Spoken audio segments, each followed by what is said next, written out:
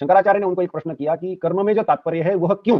की एक तात्विक मान्यता यह है कि हम कर ही क्या सकते हैं, कर्म ही तो कर सकते हैं, उसके बाद हम कुछ कर ही नहीं सकते, और हम जो कर सकते हैं वही करने के लिए तो वेद को कहेगा कि उसको थोड़ी सी बारीकी से करो, या अच्छा ठीक है ये वाला नया करो। लेकिन यह प्रश्न पूछना आवश्यक है कि वेद क्रिया करने के लिए क्यों बोल रहा है। उसका उत्तर यही है कि वेदों ने कुछ कर्मों को करने के लिए बोला अर्थात विधि है, और कुछ कर्मों को न करने के लिए बोला निषेध है। तो विधि और निषेध की तो तालिका लगी हुई है। अच्छा ये बताओ कि इन कर्मों को विधि में क्यों डाला है और इनमें निषेध में क्यों डाला है।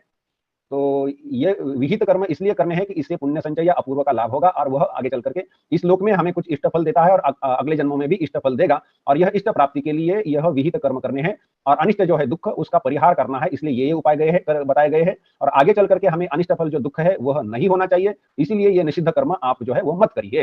तो वेद का प्रधान लक्ष्य तो सुख की ओर है, न कि क्रिया की ओर। तो हाँ ये तो मानना पड़ेगा कि सुख की ओर है। यदि क्रिया की ओर ही होता तो निषिद्ध भी करे और विहित भी करे, दोनों करे ना। तो विहित इसलिए बोले गए कि इससे सुख होगा।